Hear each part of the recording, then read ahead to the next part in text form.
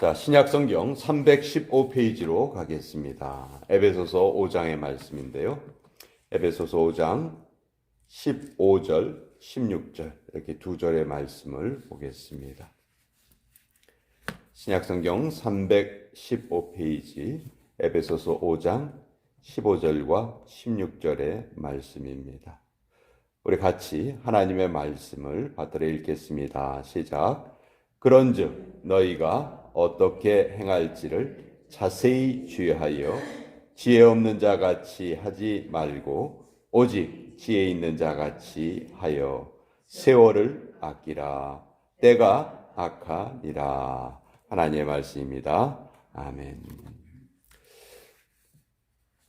자, 우리의 존재는 너무너무 소중합니다. 성경을 보면 사람들이, 특히 그 이스라엘 백성들이 하나님의 백성으로 선택받았는데 계속해서 잘못을 저지르죠. 어떤 때는 정말 도저히 용서받지 못할 것 같은 그런 잘못을 범하기도 합니다. 그런 것이 계속 이어져요. 그런데도 불구하고 하나님께서는 예수님을 통해서 그들의 죄뿐만이 아니고 우리 온 인류의 죄를 용서해 주셨습니다. 우리가 매스컴을 통해서 듣는 죄악 중에서 정말 이게 인간이 저지른 일인가? 인간이 이런 일을 할 수 있나 하는 그런 잘못들이 너무 많잖아요. 그런데도 그것을 말끔히 다 용서해 주셨어요. 왜 그러셨을까? 제가 생각하기에는 존재가 너무나 귀중하기 때문에, 그 우리라는 존재 자체가 너무나 소중하기 때문에 그 무서운 죄마저도 하나님께서는 다 용서해 주셨다. 그런데 우리의 존재는, 이 땅에서의 우리의 삶은 무엇으로 이루어졌는가? 다른 것이 아니고 시간으로 이루어져 있죠. 인생은 한마디로 시간이다 말할 수 있어요. 이 세상에 살고 있는 모든 사람들, 지금까지 살아왔던 사람들, 또 앞으로 살 사람들, 동물이나 식물이나 할 것 없지요. 다 시간이란 틀 안에서 살아가게 됩니다. 그 시간 속에서는 차이가 없어요. 가난한 자나 부한 자나 높은 자나 낮은 자나 차이가 하나도 없죠. 시간은 모든 사람들에게 공평하게 동일하게 나누어집니다. 그래서 우리가 이 시간에 대한 의식이 없이 살아갈 때가 많지만 오늘도 우리는 분명히 알아야 돼요. 내가 지금 누리고 있는 이 시간은 하나님이 주신 선물이다 하는 것을 분명히 알고 살아가야 합니다. 그냥 우리가 뜻없이 의미 없이 살아가는 게 아니에요. 오늘이라는 이 시간은 하나님께서 우리에게 주신 신비한 선물이에요. 왜냐하면 시간을 내가 만들 수 없어요. 시간을 내가 창조할 수가 없습니다. 어디 가서 시간을 캐낼 수 있는 것도 아니고요. 시간을 지연시키거나 또 빨리 가게 하거나 멈추게 하거나 내가 필요하다고 해서 앞당기거나 절대로 불가능합니다. 그래서 시간이라는 것만큼 신비한 것이 없다. 색깔도 부피도 크기도 없고 눈으로 볼 수도 없지만 이 시간이 우리 인생을 딱 틀 안에 가다 놓고 있어요. 시간이 우리를 지배하고 있습니다. 우리가 시간을 지배하는 것이 아니에요. 그래서 때가 되면은 하나님께서 부르시면 다시 하나님께로 돌아가야 되는 거예요. 자, 그런데 우리가 보면 이 인생을 보통 100년이라고 말하죠. 100년이라는 시간을 정말 의미 없이 마치 100년을 10년처럼 이렇게 짧게 보낸 사람이 있는가 하면 어떤 사람은 10년을 사는데도 마치 100년을 사는 것 같이 그렇게 길게 사는 사람이 있습니다. 자, 어떻게 해야 될까? 무슨 차이가 있을까? 성경은 오늘 그것을 우리에게 말하고 있어요. 15절에 보시면 그런즉 너희가 어떻게 행할지를 자세히 주의하여 지혜 없는 자 같이 하지 말고 오직 지혜 있는 자 같이 하라. 이 세상을 살아가는데 지혜 없이 살지 말고 지혜가 있게 살아라. 근데 그 지혜에 해당되는 것이 16절에 나와 있어요. 그 지혜 있는 자는 어떻게 사는가? 세월을 아낀다는 거예요. 때가 악하기 때문에 우리가 살고 있는 이 시간을 가장 소중하게 살아간다는 것이죠. 자, 여기에 세월을 아끼라 했는데 이 아낀다는 표현은 여러 가지 뜻이 있어요. 첫째는 현재의 삶을 누리라는 거예요. 즐기라는 거예요. 다 우리가 사는 환경이 다릅니다. 그렇죠? 뭐 외모서부터 시작해서 뭐 하는 일이라든지 뭐 다 달라요.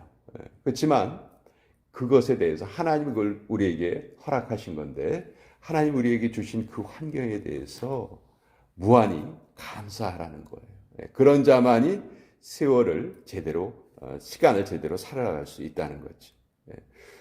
우리 보통 이제 노년기에 접어들면 여러 가지 좀 신체적인 능력이 약해지기 때문에 노년기에 접어드는 것을 좀 안 좋아하는 분들이 많이 계세요. 내가 옛날에는 말이야, 뭐 며칠 밤 새도 끄떡 없었고 이런 거는 뭐 아무 문제 없이 들 수 있었고 옛날에는 정말 육체적으로 강했는데 지금은 너무 약해졌어. 이런 것 때문에 그걸 별로 안 좋게 생각하시는 분들이 많은데 정말 참 어리석은 일이라고 생각해요. 젊을 때는 젊은 시절을 좋아하고 또 나이가 들면 나이 든 시절을 좋아하고 노년기에 누릴 수 있는 그런 기쁨이 있거든요. 제가 아주 의미 있게 그러니까 기억나는 책 중에 하나가 The Happiness of Aging이라는 책을 제가 신학교 시절에 읽었거든요. 도서관에서. 전 그 책이 지금도 기억이 나요. 거기 보면 나이 들어감에 대한 행복, 기쁨. 전 깜짝 놀랐어요. 저도 그때까지만 해도 일반적인 생각을 하고 있었거든요. 나이가 들면 다 약해지고 더 젊었을 때보다는 안 좋아지는 거야. 이런 생각을 하고 있다가 그 책을 읽고 제 생각이 너무 많이 바뀌었어요. 무엇보다도 우리가 신앙을 가진 신앙인이라면 우리가 가장 기뻐하는 것은 하나님과의 직접적인 대면이겠죠. 하나님을 만나는 거겠죠. 우리가 지금 하나님을 만난다고 하지만 우리가 하나님의 품에 돌아가서 하나님을 만나는 것보다는 더 깊이 만날 수가 없을 거예요. 그렇다면 우리가 그것을 진정으로 기뻐한다면 우리가 나이 들어가는 것을 오히려 기뻐해야 돼요. 왜? 하나님 뵐 날이 점점 더 가까우는 거니까. 더 좋은 날이 가까우는데 그것을 아이고 나 힘들어 싫어 이렇게 말한다면 그건 정말 우리가 믿는 믿음과 정반대되는 그런 감정을 가지는 거잖아요. 그래서 신앙인은 노년기에 들어서도 그것을 기뻐할 수 있어야 된다. 우리 노년기에 들면요, 인생의 지혜가 점점 늘어나요. 성경은 가장 중요하게 생각하는 게 지혜예요. 그 지혜가 늘어나는데 얼마나 그 기쁜 일입니까? 옛날 같으면 성급하게 행동할 일도 이제 나이가 들면 차분하게 그것을 생각할 줄 알아요. 따져볼 줄 알아요. 그리고 얼마 시간이 남지 않았다는 걸 알기 때문에 더 의미 있게 가치 있게 살려고 하죠. 그래서 내가 지금 누리고 있는 이 삶에 대해서 내가 청년이건 장년이건 노년이건 그 순간순간 가장 그것을 감사하면서 살아가는 것. 그것이 바로 세월을 아끼는 것이다. 두 번째는 모든 기회를 놓치지 않는 거예요. 사실 인생의 성패는 기회가 찾아왔을 때 그것을 어떻게 받아들이는가 거기에 달려 있겠죠. 그러기 위해서는 우리가 그 기회가 올바른 기회인지 아닌지를 판단할 수 있어야 돼요. 근데 우리가 그걸 판단하지 못해요. 그러니까 어떻게 해야 됩니까? 지혜의 근원이신 하나님께 기도해야 되겠죠. 하나님께 매달려야 되겠죠. 하나님을 의지해야 되겠죠. 하나님, 지금 이것이 저에게 다가왔습니다. 이 순간 저는 어떻게 해야 하는 것이 좋겠습니까? 그리고 그것을 하나님께 여쭤보면 모든 시간의 주인이신 하나님께서 우리에게 이것을 알려주실 거예요. 그러니까 세월을 아끼라 하는 이 말에는 우리에게 다가온 기회를 절대로 놓치지 말아라 하는 그런 뜻이 있어요. 세 번째, 세월을 아낀다는 것은 무조건 시간을 아낀다는 것을 의미하지는 않아요. 시간을 아껴가면서 나쁜 일만 계속한다면 그것만큼 어리석은 일은 없을 거예요. 그러니까 우리는 정말 생산적인 삶을 살아야 한다. 전 제일 어리석은 사람이 자기의 바쁨을 자랑하는 사람이라고 생각합니다. 여러분, 바쁜 것은 나쁜 거예요. 바쁜 것이 결코 좋은 것이 아니에요. 가장 좋은 것은 지혜롭게 사는 겁니다. 바쁘게 살면요, 스트레스 쌓이고 병이 생기고 그것 때문에 건강을 잃어버리고 쓰러지는 사람들이 너무 많아요. 그래서 우리는 똑같은 시간을 살더라도 소비적인 삶을 살지 않고 생산적인 삶을 살아야 되겠다. 그 생산적인 삶을 살기 위해서는 반드시 우리에게는 쉼이 필요해요. 크리스천의 입장에서는 하나님 앞에서 안식하는 것, 즉 예배의 시간이 필요하다는 것이죠. 실제로 학자들이요, 동물들에게 그걸 조사를 해봤다고 해요.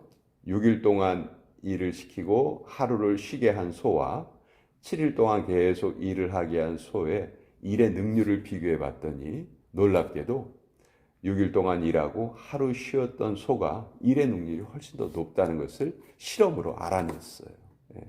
우리 하나님께서 우리에게 뭐라고 그러셨죠?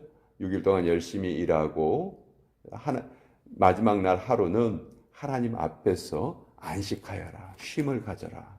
그 안식은 우리를 창조하신 하나님이 제정해 주신 삶의 리듬이거든요. 그러니까 이 리듬을 우리가 꼭 지킬 줄 알아야 된다. 여러분, 우리가 오늘도 24시간의 시간을 하나님께 선물로 받았어요. 자, 여기에서 우리 잠자는 시간 빼고 또 식사하는 시간 빼고 또 일하는 시간 빼고 또 그렇다면 과연 우리에게 남는 시간이 얼마나 될까요? 그렇게 길지 않을 거예요. 그렇죠? 24시간 중에서 이거저거 다 빼고 나면 얼마 남지 않아요.